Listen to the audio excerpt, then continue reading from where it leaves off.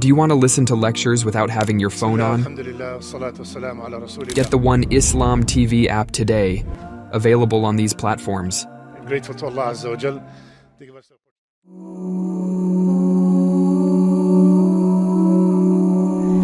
Bismillahir Rahmanir Rahim. Alhamdulillahi Rabbil Alameen. Wassalatu wassalamu ala Sayyidina wa Nabiyyina Muhammad wa ala alihi wa sahbihi ajma'in. Assalamu alaikum wa rahmatullahi wa barakatuh.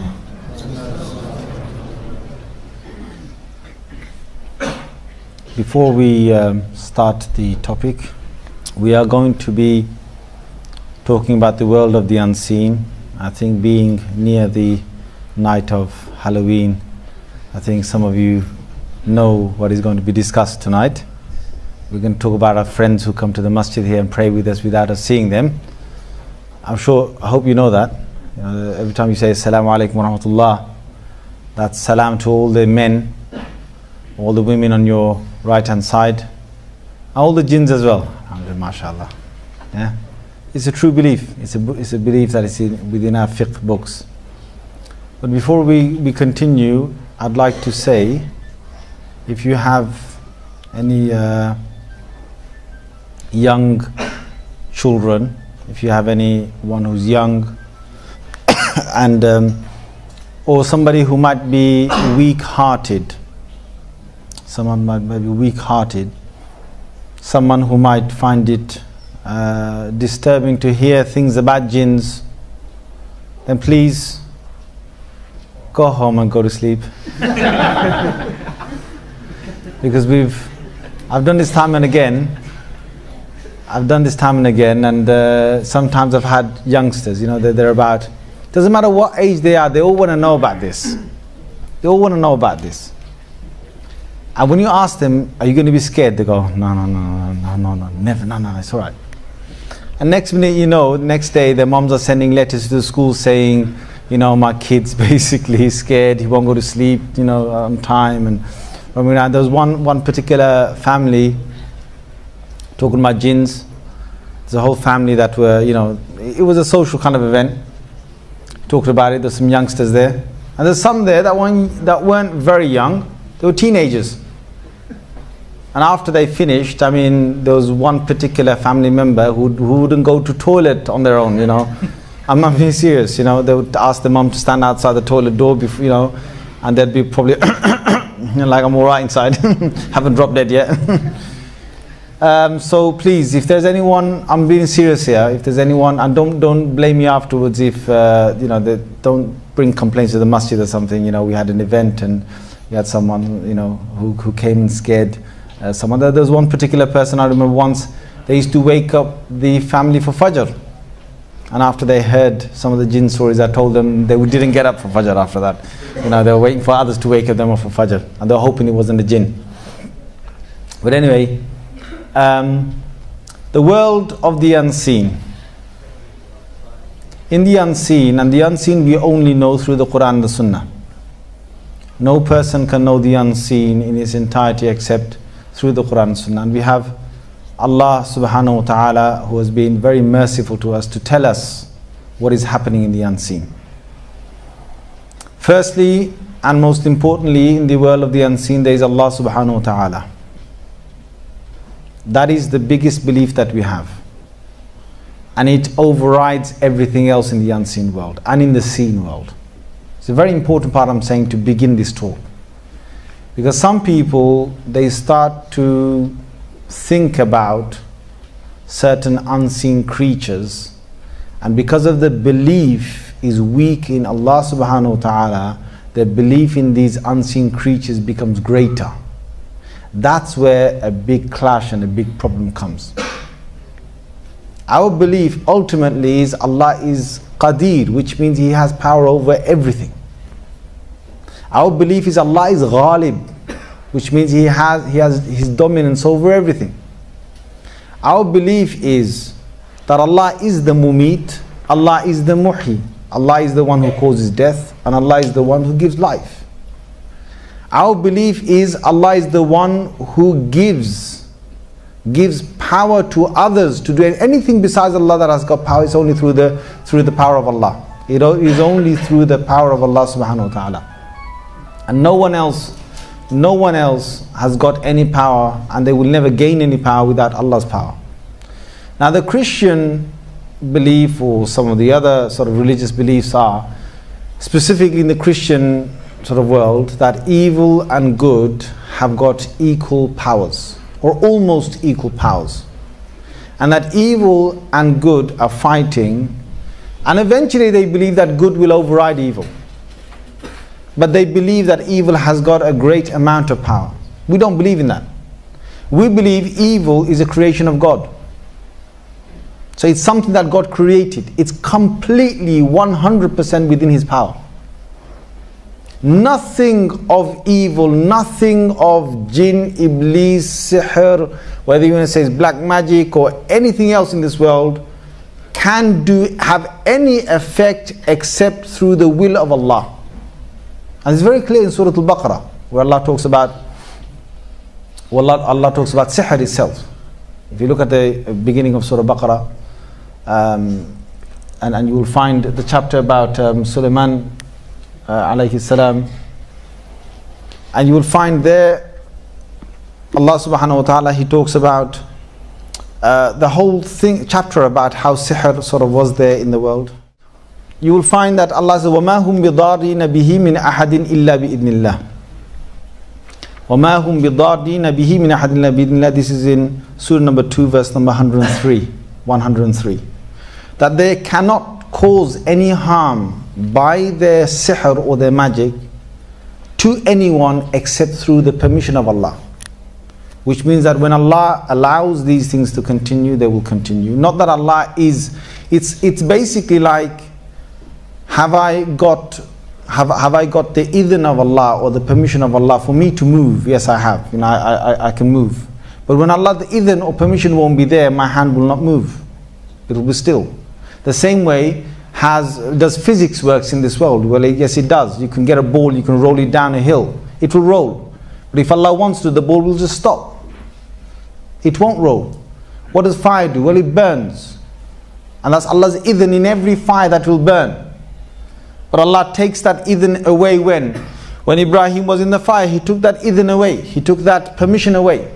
So the fire, did it burn Ibrahim alayhi salam? No, it didn't. A knife, it will cut. And it will cut. A sharp knife every time will cut. But did it cut what? The throat of Ismail alayhi salam? No, it didn't. Because the idhn of Allah was removed at that time. He didn't give permission for the knife to cut. And thus, Allah's idhn and permission is needed in all of His creation for His creation to continue doing what they want to do. And no one can move out of the permission of Allah. If Allah wants a sihr or something to work, basically every sihr, every black magic will just continue at its normal pace. Except that if Allah intervenes or His idhn is there or something else that He has created comes in between, then it won't have its effect. So our primary belief is that Allah is behind everything. And nothing, absolutely nothing can overcome Allah. Absolutely nothing. And we must stick very firmly to this belief, because it's central to a lot of these problems that people have, whether it's with jinns or sihr or something else.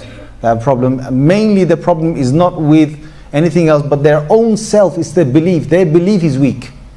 Now, in this whole thing as well, there's also the will of man. The will of a human being. My own human will power is going to have an effect on how I confront the unseen world. Allah subhanahu wa ta'ala, His Messenger sallallahu alayhi wa sallam has said this in Hadith Qudsi in Bukhari. In Sahih al-Bukhari it is there. Ana inda dhanni abdi bi. Ana inda dhanni abdi bi. I am according to how my servant thinks me to be. It's a very interesting hadith, because Allah uses the word dhan, so we've got a thought about Allah, how Allah might basically treat me. Now if I make my willpower and if I make my thoughts to believe that bi-idhnillah, with Allah's permission, nothing's going to affect me, then nothing will affect me. Because I have put my trust in Allah, that I believe Allah will deal with me in a manner that when I go to this place or wherever I am, nothing's going to affect me, then nothing will affect me. But if I have my thought about Allah that, I don't know, maybe, so now what's going to happen? Maybe it might affect me, maybe I don't know what I'm going to see. Maybe Allah, might not do this for me, or might do this, might not do that. If you have that kind of thought, then that is what is going to happen to you. The willpower of man, and specifically his belief towards Allah. Now we know Allah is not weak. Allah is Al-Qawi. He is ultimately strong, meaning that there's nothing that can overpower him, and there's nothing that comes in his way as weak. However, men's or women's beliefs can become weak. The weakness is where? The weakness is not in Allah. The weakness is in the human being. The same as the Quran. You know, people do ruqya, people read the Quran, people use it for protection, people use Ayatul Kursi, and we'll discuss this inshallah in today's reminder. The weakness has never ever been in the Quran. Never. People question it. Subhanallah, people even question that. They say, how comes in the Sahaba time, like if you look in the time of the Sahaba radiyallahu anhum ajma'in, they, according to a hadith of Bukhari, there was 30 different companions passing by a village, and there was a person that was bitten by a snake, and they said, Hal minkum min raqin, is there anyone that can cure someone from snake poison? So the Sahaba said, okay, if you do this, what will you give us? So they said, okay, we will give you, they agreed to 30 goats, I think it was. And then they said, okay, one of the Sahabis straight forward, he went up to the person and he just read Surah Fatiha. He didn't go and get a book, hocus pocus, waving a magic wand, or he just read Surah Fatiha. And he blew onto this individual's leg, and then the poison was basically out of the body. And the person was completely cured just through Surah Fatiha. That Fatiha at that time was used. Have you come across anyone who can just sit there and go around to patients who are being struck by a snake and just read Surah Fatiha? Hey man, you should be better by now. The guy's screaming, ah! Why? Is it the Quran? The question is not with the Quran. The question is with the reader. And I'm telling you today, there are people in the world, that just through Surah Fatiha, they can cure, just like, and it's not they cure. I mean, obviously there are sabab, there are means. Allah subhanahu wa ta'ala will bring that cure about just through Surah Fatiha. And there are people still alive in this world today, but they're very rare. Most of us would probably need a lot more to read than that just to get that cure to come about. The cure, we don't bring the cure, obviously Allah brings the cure, it's His words of the Holy Quran. But the one thing that I want us to understand is that the Quran in no way is any lesser in degree of power than what it was in its time of revelation. It's actually exactly the same power. But the power of the Quran, when it comes to ruqya, when you want to blow onto someone because they are affected by something, the power of the Quran is contingent upon the nature of the body that reads it. See, the body that reads it, it depends on the a'mal and the good action that the body does, and the purity of the heart. The more pure the heart is, the more grounded the beliefs of the Quran Sunnah are, the greater the actions that are being performed by that body, the limbs of that body, the tongue of that body, the eyes of that body. The more that the eyes of that body have stayed away from obscenity, from evil looking, the more the ears have stayed away from haram, and the tongue has stayed away from lying and ghiba and haram, the greater the effect of that will be, of that reading will be when they read. And just to give you that incident, there was one person who related this to me himself. I even met his father, who also confirmed this. So I'm not giving you some story, because one thing that happens with these things is that you could start a story off right now, and by tomorrow I tell you it'll be better than the news of the world. I tell you, You can start a little story here. You know, you can just say, I went to the wudu area and I basically, I saw something move. Yeah? Just tell that to someone. Yeah? The next guy will start, it's Chinese whispers. Yeah? The next guy will say, you know what? He went to the wudu area and he saw something move right by his side. He saw a shadow. He's going to use, and the next guy will say, you know, he went to someone in this mosque, he went to the wudu area, they saw a shadow moving right in front of him. You know, wow. And the story will get better. It'll just get better. Each one that takes it to another one. So the best thing to do in a lot of these things is to actually go and see the person themselves who have been through some cases. So I will try to tell you some cases that I've seen myself or heard myself directly. So this is one of the cases. There was a individual who is a typical scenario, you know, young teenager, Bengali house, yeah, about 17 years old, not listening to his dad, doing whatever he wants. Yeah, dad gets fed up, says, take you to Bangladesh to get you married. Yeah, so he doesn't tell him, he tells him we're going on a holiday. So he, typical, you know, takes him on a holiday, takes him over there. Next minute he knows his passport's not there. Then he says, where's my passport? He says, you must get married, son, otherwise you see no passport. So he looks at his dad in the face and says, no passport, no marriage? So no passport, no marriage, son. So okay. He says, okay, let's see the brides. But in his head, what he wanted to do is he wanted to basically mess around with his dad. So his dad brings nice bride, you know, spends all this mishti and all these, you know, whatever, laddu, baddu, right? And buys all these clothes and takes it, and they see this bride and he says, has all the food, the guy has all the food and says, okay, where is she? Yeah, she's here. Nah, I can't get married to her, no. Nah, that's it. So his dad thinks, wow, what happened there? So his dad goes to the next one, yeah? And in between that, what happened is, I think the father said to some poor peasant over there that, you know, they were just having a joke. And he said to the peasant that, you know, it would be nice to have your daughter for my son. He was only joking. And the peasant, being a peasant, thought, you know, all he could see in his eyes is dollars or pound signs. London. So what he did is, he was serious and he started to talk seriously. And the father said, no, I wasn't joking, man. Out. And the guy then, you know, to get this person as a son-in-law, what he did, he casted a spell. He did sihr. He got some Hindus or whatever to do sihr.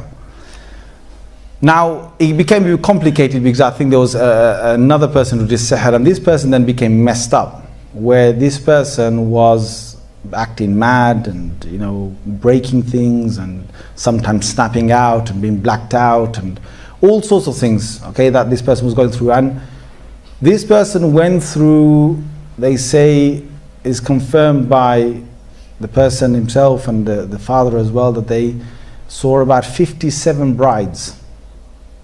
But none of them he would get married to, because it's the sihr that is possibly making him feel in one way, right?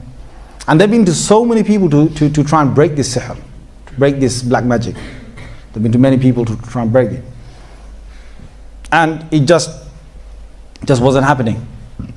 Now so many people started with a number of different things that they used, until finally they went to one sheikh in Sylhet. He's not alive now, but in a madrasa called Rengam Madrasa, which is in Sylhet. They went, and there was a sheikh sahib there. They went to him, and the sheikh said, bring your son here. So he brought his son. And the sheikh looked at him and he said, okay. He said, bring some water. So he brought some water. And the sheikh took the glass of water, read Surah Fatiha, blew inside and said, give it to your son to drink. The son drank it. The next bride this person saw got married. And also the guy was cured from all his blackouts and all these other things, and, you know, acting wild and breaking things, whatever. He was cured from that. It was just that one Fatiha that this sheikh. Now the thing is, again, what I'm trying to say from this incident is that it's not about the Quran. The Quran is the Quran. There is no devaluing with the Quran at all. And I believe should be absolutely 100% with the Quran. 100% with Allah, 100% with the Messenger sallallahu alaihi wasallam, 100% with the Quran. There is nothing that should go short from this. The only thing that goes short is myself. And we've got a few things in ourselves that can go short. One is the willpower that I said. Another one is our actual belief. You know, belief is something that the stronger you put your mind to the belief, the greater the result that you will get. That is in the belief. The belief, there are some people, they've just got the belief, it will just happen. You know, from this hadith I'm saying, Ana inda dhanni abdi bi. I am according to how my servant thinks me to be. There are some people whose belief in Allah is that it will happen. And Allah makes it happen. There's a hadith in Muslim. There's a hadith in Muslim that says, لَوْ أَقْسَمَ عَلَى اللَّهِ لَأَبَرَّهُ. There are certain servants of Allah that if they said, Wallahi, this will happen, Allah says that I will fulfill it for them. Allah's Messenger says they will not give any compensation. Allah will fulfill their oath. Whatever they will say, Wallahi, this will happen, and Allah will make it happen. So there are these people whom Allah subhanahu wa ta'ala has gifted that they are this, and this is to do with belief. The stronger the belief, the better it is. And the other thing is the heart. There are some people who are just weak-hearted. So they just get, they're just not strong-hearted. There are others who are really courageous. Now what I want to say to you is that with regards to the unseen world and jinns and sihr or black magic, whatever it is, there are the people that get affected first are of some kind. Number one, they might be the weak-hearted, or the one with the weak willpower, the one with the weak aqidah. Number two, the one with the weak actions of the deen. So somebody who's not practicing the deen, someone who's not practicing the deen, and they're away from deen, they are susceptible to be affected. They can be affected. But mostly from those people who are not practicing, the people who stay in impurity. This is another important aspect I'm saying. People who stay in impurity. So a person sleeps with his wife, or na'udhu billah, sleeps with a woman he's not supposed to sleep with, and they basically are in a state of janaba. They're supposed to have a ritual bath and cleanse their whole body through having a proper bath, and they don't do that. Now they are asking, shayateen, come, be with me. Okay? Now shaitan, wherever you are, come, be with me. Because shaitan has no reason to be away from them. You can read Quran at that time, your Quran is not going to be accepted. Women on their menses, it's an impure state, and they should basically, it's not just because they're on the menses. If they're praying before their menses, if they're always praying after their menses, if they are observing the hijab, they normally are practicing women, that doesn't matter. But a woman who doesn't practice, and then a woman who's on her menses, she's basically now in some form of weakness. She's now prone to I'm not saying she's going to get attacked straight away. Please don't get the message wrong, right? But I'm saying that she is weak. Now there's weaknesses. Now the weaker you become, the stronger you see your opponent, and the more you basically can be prone to some kind of attack. In terms of najasa or impurity, there is keeping the fingernails long and having a lot of dirt underneath it, to not clean the unwanted hair off the body, around the private parts, under the armpits, not doing that for more than 40 days. Person becomes prone to that. A person who doesn't really live with cleanliness like a Muslim should, they're basically showing weakness. Now we're not saying something's going to attack them, but it's almost like your immune system. If winter's arriving, a lot of you, I'm seeing you'll have cardigans, you'll have something thick to wear. Unless, of course, you're a hot person. Some people, they're hot anyway.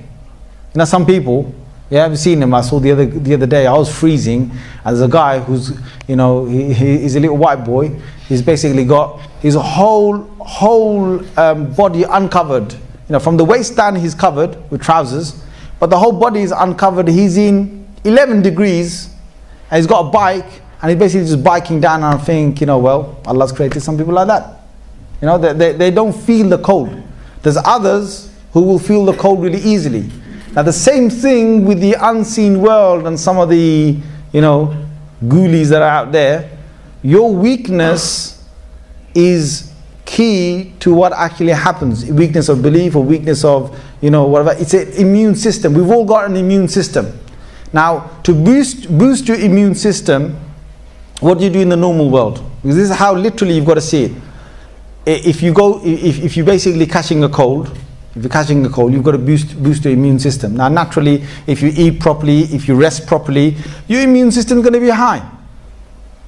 But if you're not doing that, if you're not eating properly, if you're not sleeping properly, immune system is weak. And then you go out, without protecting yourself properly, and the cold catches you, then you get a flu, all right? Or you catch a cold. Now, it doesn't matter, it's not the end of the world. You catch a cold, and what happens after that? Well, if you're a young man, you can just sweat it off. If you're a young man, you can sweat it off. You don't have to bother too much. If you're a little bit older, maybe, a few lemon sips, whatever, get some ginger, whatever, lemon, this and that, paracetamol, no. A few mornings, whatever, then you sort of, burn it off. But if you're already, you've got a weak body or you're old, then you might be looking at some serious sort of 2 weeks in bed, 3 weeks in bed, just for a simple cold or a simple flu, and you can't shake it off, or you're having difficulty shaking off. Why is that? It's all to do with the different strengths that are playing with one another. Now, with this thing about yourself, myself, and the unseen world, and what the creatures that Allah has created in the unseen world, firstly, there's not going to be, I don't want everyone to think that out there, my God, I better, oh my God, I've got long nails, quickly cut. I don't want you to start thinking, like that straight away. But what I want to say to you is that it's a case of two different strengths. If your immune system is high, and the kind of cold that you've caught is low, then it's really not going to have much effect. But if your immune system is low and the type of thing that you've caught is high, right, it's going to affect you. Now, you could have a strong immune system, but you might get something which is really tough. It's not a cold. It might be some kind of real serious illness. It might be TB. Now, if someone's got a good strong immune system, but you get TB, it's going to affect you. And you're going to have to do something strong to shake that off. Yes or no, brothers? Yep. You're going to have to stay in hospital, you're going to have to take several tablets throughout the whole of the year, and you're going to have to shake it off. Now, look at the seriousness of TB. It's not a small case. It's a serious disease that people can die with. So now you can understand, from this world of jinns and sihr and so on, there is a strength within themselves. There's weak jinns, there's strong jinns. There's weak black magic, there's strong black magic. There's weak things out there, there's strong things out there. And it depends on what's coming in contact. Now, the number one rule is that jinns, or the whatever Allah has created in terms of the world of jinns, they're not supposed to cross over into our world. That's one rule Allah has given them. And it's in the Quran. It's in the Quran where Allah will question them. Allah will question them on the Day of Judgment, to the jinns, those of them that have crossed that barrier. They're not supposed to cross that barrier. So if you look in Surah number 6, verse number 1 to 8, you will find Allah will say, Ya ma'ashar al-jinni qad istakhartum min al-ins. O population of jinns, you have become much more than the population of the humankind. And this is just one part of the Quran. You will find another one in the 23rd juz, where Allah talks about their interference with mankind. In Surah As-Safat, Innakum ta'tunana anil yamin. You used to come from the right hand side. This is 28, verse number 28, Surah Safat. In Surah Baqarah, Allah talks about massu shaitan. What the actual shaitan could do is that he can start influencing or having an effect on the human being. And that has been explained in Surah Baqarah, verse number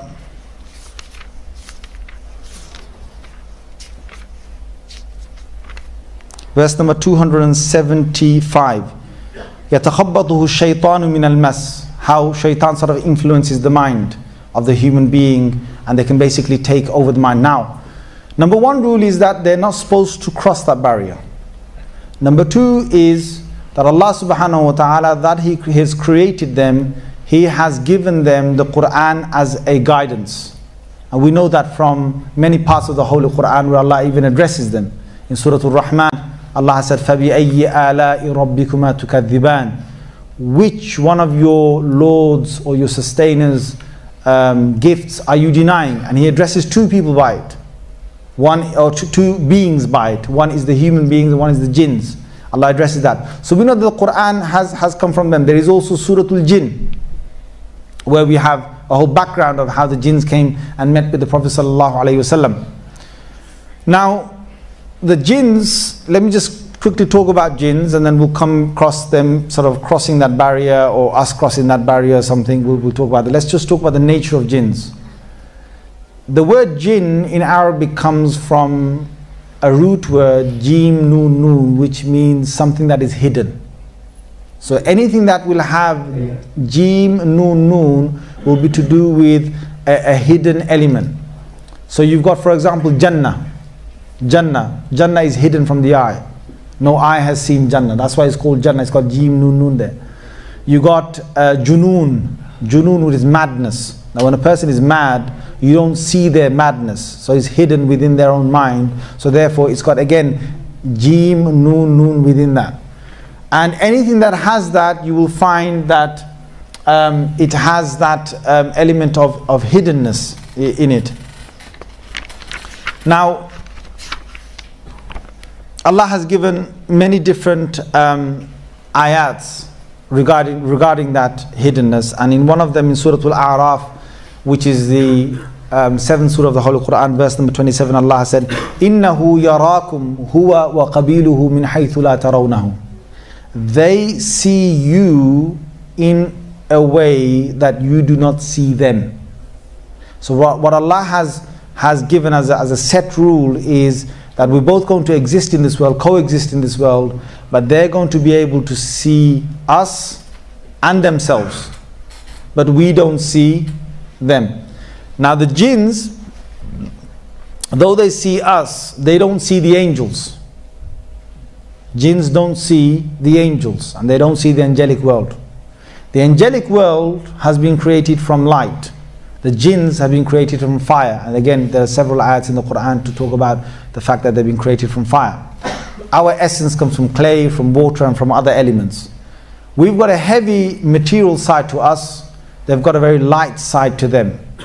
The essence is that they are, since they are of fire, fire rises.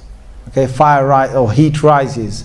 So jinns, and them being sort of non-tangible, they're able to fly, they're able to move around much more easily than ourselves. Now one particular incident is in Surah Naml, where Sulaiman alayhi salam, he asks who is going to bring the arsh, or the throne of Bilqis.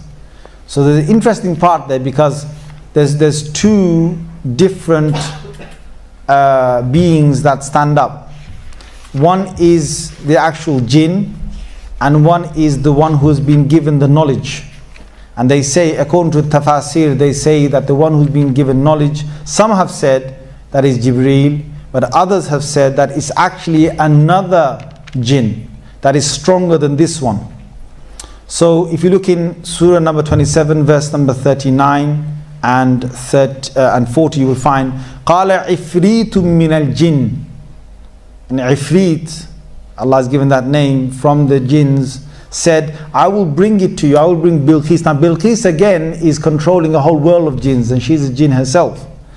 And he says, I will bring you her throne to you, and قَبْلَ أَن تَقُومَ مِن مَقَامِكَ, before you can even stand up in your place. وَإِنِّي عَلَيْهِ لَقَوِيٌّ أَمِينٌ. I'm strong, and I'm also, I've got trust. And then the one who had the knowledge of the book said, he stood up and said, أَنَا آتِيكَ بِهِ قَبْلَ أَن يَرْتَدَّ إِلَيْكَ طَرْفُكَ. I can bring it to you before you can blink your next eye. And before he blinked, he saw the throne of Bilqis in front of him. And that was the power. Now, they can move, some of them, now again, is to do with the power that Allah has given, because some of them are weaker than others. Some of them are weaker than others. So some of them can't move so fast, but some of them, but others can actually move fast. Some of them are more powerful than others. It's very clear from this part of the tafsir of the Quran that there is a strength amongst them, that whether some of them have more power than others. Now, interestingly, Sulaiman alayhi salam, he was given the power over jinns. He was the only human being that had the authority given by Allah to control jinns. And Allah has given reference in the Holy Quran about that in Surah Al-Naml again, where Allah says, وَحُشِرَ لِسُلَيْمَانَ جُنُودُهُ مِنَ الْجِنِّ وَالْإِنسِ وَالطَّيْرِ فَهُمْ يُوزَعُونَ Surah Al-Naml, verse number 17 of Surah 27. That for Sulaiman, the jinns were gathered, the men were gathered, and the birds were also gathered. This is specifically his power that Allah had given him, that he could have that influence on them. And what he would do is that he would ask them to build monuments for him. And if they didn't build monuments for him, he would cage them up. And he would also ask them to dive into the oceans and bring out for him certain precious stones out from the depths of the ocean. So some of them he had them building, some of them he had them in cages, and some of them he had them diving into the oceans. And this is in the Quran, in Surah Sad, 38th Surah. Allah says, فَسَخَّرْنَا لَهُ الرِّيحِ I gave Sulaiman the power of the winds. تَجْرِي بِأَمْرِهِ رُخَاءً حَيْثُ أَصَابَ Gently it will be able to take him wherever he wanted, and wherever it would reach to. وَالشَّيَاطِينَ كُلَّ بَنَّاءٍ وَغَوَّاسٍ Allah has created certain shayateen or devils that Allah says they were masons for him, so they used to build. Ghawwas, they used to dive well into the oceans. Akharina muqarrarina fil asfad. There were others whom he had chained up because they wouldn't listen to him. So he had that power. And they used to work very tirelessly for him. Very tirelessly for him, because Allah had given him the power over the jinns. He could order any jinn at any moment to be in front of him, and he could send other jinns to go and capture them and bring them to him. And they were working tirelessly. And there's one interesting part that I want to quote here, because it relates to some people's belief regarding the jinns. In Surah Saba, which is the 34th Surah of the Quran, verse number 14, Allah says, فَلَمَّا قَضَيْنَا عَلَيْهِ الْمَوْتِ مَا دَلَّهُمْ عَلَى مَوْتِهِ إِلَّا دَابَّةُ الْأَرْضِ تَأْكُلُ مِنْ سَأَتَهُ Now the jinns were working for him. They were making many things for him. They were making monuments for him. They were making even large pots for him. They were making features and architectural pieces for him. This is all in verse number 13 that Sulaiman a.s. was making through the jinns. And then what happened is that he had a glass chamber, and he was standing in the glass chamber with a stick that he was resting upon with his chin. And the jinns, what he was doing is he was standing in qiyam. He was standing in sort of prayer or salah and worshipping Allah subhanahu wa ta'ala. And he actually died. Sulaiman a.s.'s death is actually while he's standing with that stick under his chin. He's resting with that stick, just resting under his chin. And he actually died in that position. But the jinns were still tirelessly working around him, because they knew that Sulaiman, though he's praying in there, he could just open his eyes, and if he saw them not working, they'll be chained up. So they're working tirelessly. And they say that they were working, according to tafasir, they say that it took 6 months for a small insect to bite through that stick that Sulaiman a.s. was resting, until finally the stick snapped and Sulaiman a.s. fell down. And the Quran says, فَلَمَّا خَرَّ When he fell down, تَبَيَّنَتِ الْجِنِّ The jinns now realized, أَلَّوْ كَانُوا يَعْلَمُونَ الْغَيْبَ مَا لَبِثُوا فِي الْعَذَابِ الْمُهِينِ If they knew the world of the unseen, they wouldn't have remained in this punishful state that Sulaiman a.s. had put them in. They wouldn't have remained in that clear punishment. Now, or that disgraceful punishment. Now that is very clear here that jinns don't know the unseen world. Now there are people who will try and capture jinns, or to try and see if they can talk to a jinn who's trapped in a human being and see if they can get to know the unseen world. It's haram. Why? Because the jinns don't know the unseen world, and if a jinn is telling you about the unseen world, then he's giving you Google-a-doo. He's giving you stories, jackanori's, right? And what happened is that the jinns used to, from a very old time, because they've been here before us. They've been here before us. And they were here when the jinns were residing on the earth and there was no humans on the earth. Adam a.s. got created after the creation of jinns. Jinns had a lot of bloodshed, because don't forget, please, they are a nation, or they are a group of beings Allah has created. They have everything similar to us. Everything similar to us. They eat, they sleep, they have homes, okay? They have conversations with one another, just like we have. They have language amongst themselves. They have castes. They have religions. They have bartering, things that they barter with and they trade with. They have challenges with one another. They have troubles and they have arguments with one another. They could have fights and wars with one another. And when it gets to fighting with jinn and jinn, it can become very serious sometimes. In fact, it's ended up a lot of the times before Adam a.s. came to this earth, he ended up in death. Death of jinns, death of jinns. And in fact, when the messenger used to come amongst them from the jinns, this is all in Tafsir ibn Kathir, if you want to actually read upon it, about the jinns, if you want to look at the first tafsir of Surah Baqarah where Adam a.s. mentioned, you will find a lot of this, and you will find in other tafasir as well. They were on this earth and they were causing a lot of mischief on the earth, and when a messenger would come, they would kill that messenger. And that is when Iblis, at that time, he was a jinn. He was part of their world. And he, ascended high enough that he became part of the world of angels because of his good nature. He was a good being. And he started to worship Allah till he got through to the ranks of the angels, some of the highest angels. And he being a jinn, he wasn't an angel, he being a jinn, living amongst the ranks of the angels. In fact, there are certain weak hadiths to say that he even worshipped Allah in every single sky, every single heaven he worshipped Allah. And he got to so close that he then asked Allah to send with him a group of angels to go back to the earth and to banish these jinns and to kill as many as he could, to try and curb the violence on the earth. So Allah allowed that, and he came, he did that, and the jinns were now only a few in scarce places of the world. And that's when he came back up, Allah knew his intentions, because Iblis was looking for his own little, a high rank. And he wanted to become, Mr. Chief, or Mr. Chairman. People fight to get the chair, right? Guys, you're not listening, yeah? People fight to get the chair.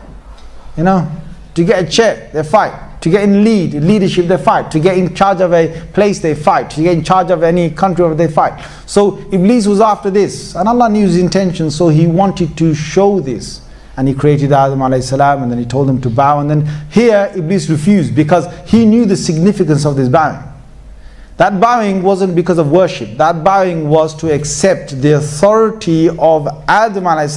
over the jinns and over even the angels. Angels are great, but we are in one way greater than them, because angels don't have the ability to go against the will of Allah. They can't disobey Allah. It's in their nature to always obey Allah, but we have.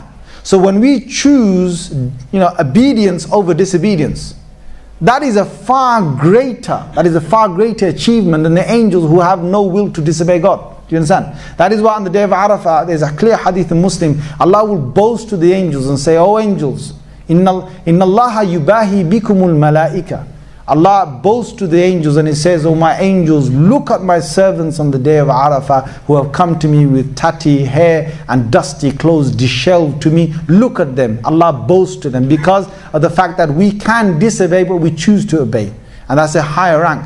So Iblis saw this and he didn't bow, and therefore, we know the clash that happened. He asked for extra time, he got that, and then he said, لَآتِيَنَّهُمْ مِنْ بَيْنِ أَيْدِيهِمْ وَمِنْ خَلْفِهِمْ وَعَنْ أَيْمَانِهِمْ وَعَنْ شَمَائِلِهِمْ. He said, I'm not going to let this human being and all his progeny off.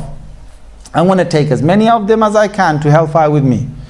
And he said, I'm going to come in front of them, I want to come behind them, I want to come from the right side, I'm going to come from the left side. وَلَا تَجِدُ أَكْثَرَهُمْ شَاكِرِينَ. Wallah, you will not find most of them to be thankful to you. Now there's a key thing here that Allah said, and this is that key for our protection from them. He said, إِلَّا عِبَادَكْ مِنْهُمُ الْمُخْلَصِينَ.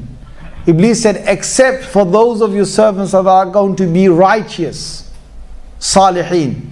If there's righteousness, if there's good actions, then shaitan has less influence, because your immune system is strong and he has less influence over mankind. Now he has this time that he's going to stay on the earth, and no other jinn has been given this time to stay on the earth forever. No, until the day of judgment. No other jinn has been given that. Now obviously Iblis has his progeny, Iblis has his children, Iblis has his friends, and this is clear from the Holy Quran. In Surah Al-Kahf, in the 15th juz of the Quran, Surah number 18, verse number 50.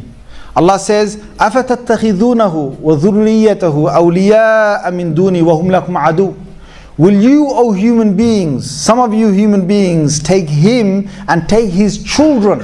Allah says, ذُرِّيَّتَهُ, his children, his progeny, his grandchildren, his grandchildren's grandchildren, and so on. He's got a whole race of things that are being created on this earth, and so have we. So Allah says, will you take him and his family members as your allies, as your close ones besides me? وَهُمْ لَكُمْ عَدُوٌّ. While he is your enemy, will you do this? So this now, when Iblis came to the earth, now he's been looking for many ways to try and get the human beings to go to Jahannam. Now one of the ways is that he wants to influence the human being. To influence the human beings, he's got waswasa. That's been mentioned in the Holy Quran. In Surah An-Nas, the last surah of the Holy Quran, Allah has even given the name of the type of, because there are many types of shayateen. Many types of shayateen. There is one who's called Khannas, and that's the one that continuously whispers. And there's others. Rasulullah ﷺ has given a name of the one who gives doubts. There's one particular shaitan that will give doubts. So when people make wudu, some people get doubt. Did I wash this? No, let me wash it again. So they wash it again. And then after that, did I wash that little part of my elbow? No, let me wash it again. So they wash it again. This is doubt. This is doubt. And if you see any person who's in that, the best way is to get somebody who looks over them and tells them, just listen to me. Yes, you washed it. Now you just carry on. You washed it. Now just carry on, finish it. Yeah? And so, it's some kind of disorder. If you don't get them out of it, they will literally spend an hour to do wudu. Or they could spend, they might do, I've seen serious cases where it gets to the stage where they've done wudu again and again and again and again, and forget it, man, the bathroom looks like a little pool by now. There's water all over it. And then they think, what's the point, man? Let me just jump in the bath. Seriously. And then they jump in the bath, and every time they want to have a wudu, they end up having a shower. And then they get waswasa in the shower. Oh my God, what's next, man? You're going to dive into the ocean or something to make sure that it gets it affects them quite badly. There are some people like a waswasa specifically regarding their salah. So, they get waswasa again, did I read this? And they want to start again, and they want to start again. Again, it's a waswasa. You just got to, sometimes you might, if you feel that is happening to you, you just have to say to yourself, no, I did it, finish, khalas. I just did it. And just move on. Or you do it once and say, done, finished, and just move on. Do the next one. Don't allow it to continue, because the continuity of you, if you start accepting it, then it's going to change into a kind of disorder. Now, one thing is waswasa. Next thing is when he comes for waswasa into a house, because he comes to every single one of us, okay? Jinns have been in every single body, alright? Are you scared of jinns, guys? No, you're not. You know why? Because jinns come in our bodies every single day. They do. Every single day jinns come. In fact, when you wake up for Fajr, you've got a jinn that's already tied, a shaitan that's already tied 3 knots over your head. Just over that part of your head, Tied 3 knots. Every human being, especially the ones that want to wake up for Fajr. There's a specific group of shaitans that are just after making us miss Fajr Salah.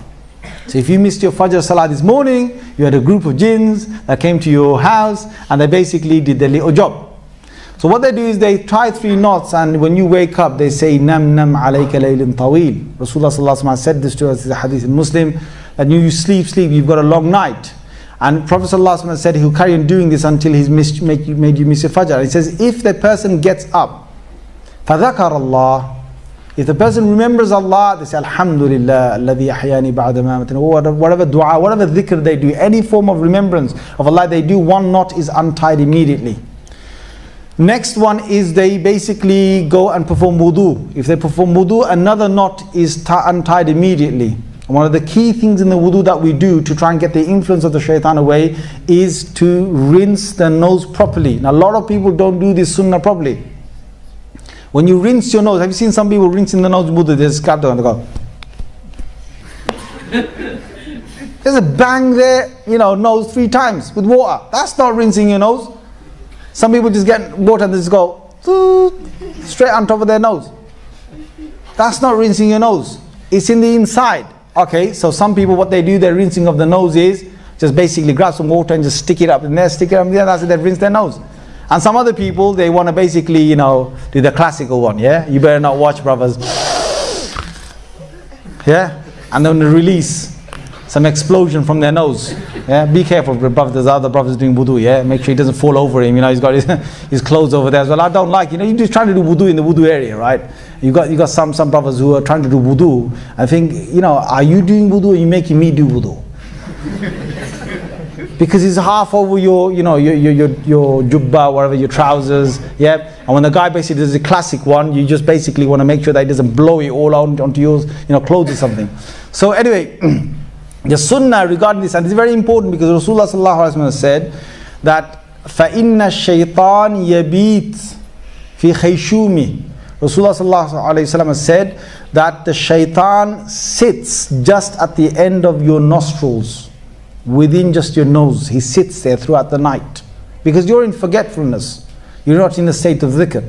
And to get the influence of shaitan away is to take water to snuff it up to the bridge of the nose, and then to sniff it out, both sort of parts. So to take some water in is one sunnah, to take and blow the water out is the second sunnah. Both these sunnahs complete cleansing the nose at the time of wudu or ghusl, at the time of performing ablution or having a bath. So that's the second one. The third one the hadith says is that the person prays. When you pray 2 rakats, the last knot that is there will actually be untied. So jinn comes, and in a hadith Rasulullah sallallahu alaihi wasallam said that each person has an angel and he has a shaitan that comes within him, and the angel will give good thoughts and the shaitan will give bad thoughts. Okay, that is there. Now we've got shaitan coming in, but the shaitan doesn't stay if you do the dhikr of Allah. If a person does the dhikr of Allah, the shaitan can't stay. It's a clear-cut matter. Hadith in Tirmidhi says that when the adhan is said, there's a very key thing to getting the shaitan away from yourself, or getting the shaitan away from a particular place, is adhan. The adhan, when the adhan is said, the shaitan feels as if his back is being broken. That's why he runs. When the adhan is said, the shaitan runs. When the Quran is being recited, the shaitan finds it very difficult to stay there. Now there are certain shayateen, certain devils that can slowly become immune to some of these things. But it's very, very difficult because what they do is they take the burning. They take the burning element and they withstand it, and they withstand it until they can possibly get used to it. It's almost like some human beings, you can start to play with fire and you can get used to touching fire. There's some people that can actually do that. So the same way they can actually get used to some of this. But it's very, very rare that they get used to being around you while you're giving the adhan, or being around you while you're reading the Quran. It is, or what they do is sometimes that if they've had a very long influence with a person, they can stay at far and still influence you from a distance. But that's a serious case. Now, doing the dhikr of Allah, reading the Quran, doing the adhan and so on, these things will immediately move the shayateen, immediately move them away from yourself. When a person is not remembering Allah, the shaitan can come straight away. The shaitan can get to a stage where he can move around the body just like blood moves around the body. Blood circulates the body. And this is a hadith in Muslim where Rasulullah sallallahu alaihi wasallam said, "Inna shaitan yajri fi ibni Adam kamajri dam." There can be a state where the shaitan or the devil can come within a human being and they can move around just as the blood circulates the whole body. When would that be? That would be when a person is in some serious ghafla, some serious absence from Allah's dhikr, away from Allah's dhikr, or they've hardly got any of the deeni aspects within themselves. Now, I was saying earlier in the talk that there's two strengths that are fighting. There's two strengths that are fighting. Now here you've got to understand each body has got certain elements of the Quran in it. And there's nur, there's light that's spread when we read Quran. There's light, or the ruh or the soul gets stronger when you do the dhikr of Allah. When you start thinking about Allah, when you start giving the adhan and so on, and when you start doing good deeds and good practice, there is a good strength to the body. There is darkness that spreads within the heart, within the body, when there's an absence of all of these things. So it's easier for the shayateen, for the devils to basically be there when there's darkness. Now, I'm using the word shayateen again, sometimes I'm using jinns. Now, jinns are every single one of these creatures Allah has created that we don't see, but Allah has made them mukallaf. Now, what does mukallaf mean? Mukallaf means Allah has given them the duty to follow the Quran and Sunnah. See, before Rasulullah sallallahu alaihi wasallam, every prophet that came, the prophet's message was enough for their time. So Sulaiman alayhi salam basically controlled the jinns. It came all the way up to Muhammad sallallahu alaihi wasallam. When it came to our Prophet sallallahu alaihi wasallam's time, Rasulullah sallallahu alayhi wasallam, his risala, when he got the Quran, that became the last moment that any jinn could comfortably go up. Any jinn could go up, go to space where the stars are, sit on the stars and listen to what is being said above the end of the universe where the angels are gossiping. The angels of the lower sky, they're always gossiping just above our universe. And just these are just above the stars in our galaxies that we see, right? The jinns could travel up to there and they could listen, bring information from there and bring it down. Rasulullah sallallahu alaihi wasallam, according to one hadith, the Muslim said that they would mix it up with 99 lies, one truth with 99 lies, and then say to certain soothsayers or human beings that had them possessed. A bit like what the tabloids do, right? Yeah, a bit like what the tabloids do. They mix a lot of lies with the truth and they say it. Now, what happened is there was a moment that they couldn't actually go up. They had fireballs, comets, flying or shooting stars thrown at them, and he used to burn them. This is in Surah Al-Safat, the 37th surah. You look at the beginning, you will find it. You look at Surah Jinn, you will also find the reference for it. It's the 72nd surah of the Quran. And then it became so difficult. Now they had a world conference of jinns where they got together and they started to say, okay, what is it that has happened on the earth for the reason that we can't go up? So here they said, let's scatter around the world. They scattered that and they said, we'll convene again and we'll meet again. And one group went north, one group went east, one south, one west, and so on. And one of the groups came into Makkah al-Mukarramah at Fajr time, when Rasulullah sallallahu alaihi wasallam was standing in a valley leading the Fajr prayers, because those days it was very difficult. It was difficult. They could get tortured if they led the prayers inside the city. So they'd come outside the city and lead the Fajr prayers. So Rasulullah sallallahu alaihi wasallam was in the valley in the darkness. He was leading the prayers, and the jinns came about and they start to listen to this Quran. Now this is in Surah Al-Jinn. You can find it in the 72nd surah of the Quran. You can also find this in Surah Al-Ahqaf, which is the 46th surah of the Quran. And Allah gives a whole reference to these jinns that came and they heard the Quran being recited from our beloved Rasulullah sallallahu alaihi wasallam's mouth. Verse number 27 onwards in Surah Ahqaf, the 46th surah. And they said, Quran and ajab, and they said it's a very strange recitation that we've heard. and they were mesmerized by it. So they stood until Rasulullah finished, and then after the salah, Prophet ﷺ went and he met them. He gave them da'wah, they accepted. They say there was about 9 jinns in total. These were the first Sahaba jinn that accepted Islam. And then after that they went back, and it says in Surah Al-Ahqaf, it talks about how they went back and they gave, these were Jewish jinns, or jinns that were of the Jewish scripture. So they had not believed in any other scripture except now the Quran. So they gave da'wah, and now they had others joining in and coming to Makkah. And many of them would come to Makkah and visit the Prophet ﷺ. Ibn Hajar al-Asqalani has reported, this is the commentator on Sahih al-Bukhari, he has reported a hadith that says at times there would be up to 70,000 jinns coming to see the Prophet ﷺ. Just to see the Prophet ﷺ. So there was, just like so many thousands of human beings flocked to Medina to see the Prophet ﷺ, to Makkah, you had a lot of jinns throughout the whole of the world that came, they embraced Islam, they went back to their own sort of cities and their own worlds. Now, Prophet ﷺ, this was in his time. Thereafter, obviously, jinns, you've always had good jinns, you had bad jinns. Now this is again a reference in Surah Al-Jinn. In Surah Al-Jinn it says, minna salihun wa minna duna dhalik. We've had righteous jinns, and we had jinns that were other than that. We had jinns that were not righteous. So there's been the two, and the minna al-muslimuna wa minna al-qasitun. We've had jinns that have submitted to the will of Allah and become Muslims, and we've had jinns that have become disobedient or unjust jinns. There's both of them. The Quran in Surah Al-Jinn makes reference. It's a beautiful surah, it's a short surah. If you get the time to read the tafsir of that surah, 72nd surah, please read it. There's a lot more information inside there about those jinns.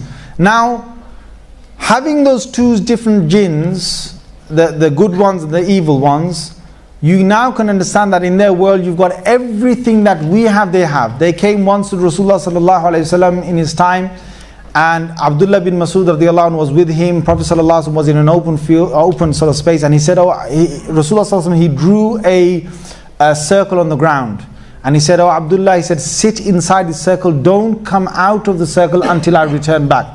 And Abdullah bin Masud in his hadith of Tirmidhi, he says that I saw in the distance long, tall, large creatures, that are see-through. They came down from the skies down to the earth. And Rasulullah sallallahu alaihi wasallam was in the distance. He spent a long time there. Then he came back to me and he said that these were jinns that had come to me, and they have given me a kind of a complaint. They said that they want me to tell my ummah, my community of human beings, not to use bones. Now what happened in those days, that they used to go out in the wild to relieve themselves, and sometimes they would find, they couldn't find a smooth stone or something, or rock or whatever to clean themselves, so they would find a bone or something, and they would just use that smooth bone, they would use that to sort of cleanse themselves. Now the jinns complained to the Prophet ﷺ, they said, tell your ummah not to do this, because Allah puts rizq and our provision on these bones, and we eat after the human beings have finished with these bones. So sometimes you see, you've left a bag out there and you see a cat every single night, the same cat comes, and snarls whatever, and comes and eats from this little place wherever you put the bones, and just bites some bones. That is probably 99% a jinn. So be careful when you shoo it away, be careful. You might want to just give it another bone, empty bone, and say, go my little jinn friend, have that one as well, right? But don't sort of, beat away whatever, animal you see coming to some, specifically when they have bones, specifically when they're after bones. That is one of the signs that we know from the hadith that it could be a jinn that has come in the shape of a cat. Now they take forms. Now not all jinns can do this. Some jinns can do this. They can change into a snake, they can change into a cat, they can change into a dog, they can change, and that's why one of the reasons we know this is that Rasulullah sallallahu alaihi wasallam, when he came into Medina, he gave specific orders to kill black dogs. He gave orders to kill, dogs in general. He said, just get rid of some of these. And then when they lessened, he said, leave dogs alone. He said Allah has created them just as He's created other creatures of His. They are a creation of God. Now leave them. He said except for the black one. That's a shaitan. He has mentioned to the extent of this. So again, they can change into, no, we're not saying every single black dog is a shaitan, okay? This is just, we don't generalize like that. It means that some black dogs can actually be shayateen. You've got to understand the nature of a hadith. When a hadith is said, sometimes when the Quran is speaking, they're not talking about every single part of the population. This is a big mistake people make. When the Quran says, Innal Yahud, when it says Jews, it doesn't mean every single Jews. The Alif Lam, in Al-Yahud or An-Nasara, it's talking about specific Jewish people, specific Christians. Just like sometimes when Allah says, Ya ayyuhalladhina amanu, He's not talking always to every single believer. He's talking to specific believers. That might have been in the Prophet ﷺ's time. Anyway, so we know that they have rizq from these. Now, their living places, generally they live where there's water, where there's caves, where there's sort of inhabited places. There's trees, and so not every tree will have one, okay? So don't get hyped up about trees. I remember once I said some jinn stories, and there was a person who would just not go near trees, right? So we don't want to cause that kind of sort of obsession or something. Now, they reside in places. Now, when they come in contact with the human beings, why is it then that sometimes they would want to influence a human being? Now, before I get into this, one important thing that I need to mention is some people just don't believe in this. Some people don't believe that a jinn can actually have an effect on a human being to the extent that they can take over their senses. They can take over the way they think. Some people don't believe that. Now, if you don't believe in it, I don't blame you, because you haven't seen it. You haven't been there. You need to be in the presence of these cases when these things happen. And all I will say to you is that if you can find someone who does exorcism, you just need to spend a few days with them, and then you will basically start seeing some of these things. And when you see quite a few cases, you then begin to start thinking, well, this is not something which is natural, normal. They can come in, yes, and they can break that barrier. As I said, they can break that barrier, come into a human being and take over sort of the mind. They may sometimes take over the mind, sometimes they might not. Sometimes what happens is jinns may follow a person because they just like the person. Sometimes they follow a person, they like the person, and they like to do good things for that person. There's cases like that. I know a person who said to me that whenever it's Fajr time, they get woken up for Fajr by something. Yep, it happens. There's a person that regularly, whenever they're not waking for Fajr, there might be a jinn that might actually wake them up for Fajr, which is, alhamdulillah, a good thing. Sometimes, there's a good sort of jinn in the house. They'll just stay there peacefully all their life, all your life. They won't bother you. And it's a good thing to have that good jinn in your house, because if it's a mu'min, if it's a believer, then you've got some good actions that are being done. Sometimes you're praying jama'ah in your place, or sometimes you're praying in your house, and they will come and sit next to you. These are good jinns. They will do that, and you don't need to be worried about that fact, because it's a good thing. In this masjid, every single masjid, there are many jinns that are coming every time they're praying with us. They will join with us in the safs. Sometimes when they can't join in, they might just join on our shoulders. They can stand on our shoulders, something, they can join with us. They can sort of do sujood on our backs, they can do sujood behind us, whatever, behind the sufuf, whatever, they can join us basically in the salah. And there are many jinns that will join us on a regular basis, and they're good jinns. However, talking about those jinns, there are certain jinns that are there just for evil. Their nature is evil. So one of the ones that Rasulullah ﷺ has told us to be aware of are the ones that like to stay with impurity. They are known as the khubuth wal khaba'ith. The male jinns that are of impure nature and the female jinns of impure nature. Now they love toilets. They love, the thing that comes out your back. They love it. Seriously. And they love to mess around with it. And they'll have to stay wherever that is, because they just got this impure nature. Their name is khubuth wal khaba'ith. They're a particular impure part of the jinn sort of colony. And Rasulullah sallallahu alaihi wasallam has told us that when you go to the toilet, you just have to seek protection before you go in the toilet. So those jinns, if they're there, they won't have any effect. If they're there, it doesn't mean they're inside there. So you, oh my God, you sit in the toilet seat and you forget your dua. Oh my God, I might be finished right now. No, you don't have to think like that. You know, if you forget the dua, just say it in your mind. Just say it in your mind. So there's these impure natures. Now there's others who like. Now this is where impurity, as I said to you in the beginning of this talk, there's others that like to stay with human beings because they are impure, or they are stay in an unclean nature or a manner. And there's jinns. Now only impure jinns will stay with impure people if they are of that kind, and they will just stay with them. Sometimes they won't affect them, other times they might affect them. Now why do they affect? There are many reasons why, and you know, most cases where they affect human beings is through sihr, through black magic. I'm going to come to that in a bit. But normally the jinns won't affect unless a human being has done something specifically to a jinn. If they've done something specifically to a jinn.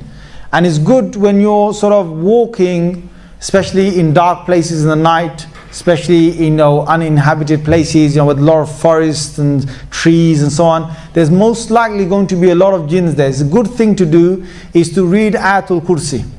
It's one of the best forms of protection from the jinn world. It's just to read Ayatul Kursi, and don't you think that a jinn can affect you if you've got your iman high. Again, it depends on your immune system.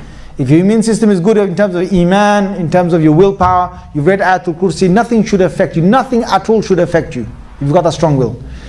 Again, if you're a person who is weak and shows weakness, I've seen this, that sometimes there's a person who gets scared. Now, they like people who get scared, because it's a target for them. It could be, you know, there could be a case when they see that as a target. But if you read Ayatul Kursi, you shouldn't be affected. If you want to add on to that, read the Mu'awwadhatayn. Read Qul A'udhu bil Falaq and Qul A'udhu bin Nas. Read both these surahs 3 times, blow into your hands, and then pass them over your entire body. This is a general protection the Prophet ﷺ has given in several ahadith, and you read that and you are protected. Sometimes people are coming into a new place and they might feel uneasy being in that new place. Again, if you read this, you should be alright. If you want to up that protection, then you add on to it, you can add on to it the beginning and the end of Surah Baqarah. It's a very powerful thing, the beginning and end of Surah Baqarah. So for example, from Alif Lam Mim all the way to وَأُولَٰئِكَ هُمُ الْمُفْلِحُونَ, and from آمَنَ الرَّسُولُ بِمَا أُنزِلَ إِلَيْهِ مِنْ رَبِّهِ وَالْمُؤْمِنُونَ, the end of Baqarah, all the way to the last 2 ayats of Baqarah. You read those, you blow into your hands, pass it over your body, it will be an extra protection. Rasulullah sallallahu alayhi wasallam said that whichever house Surah Baqarah is being recited, the jinns or the bad jinns can't stay.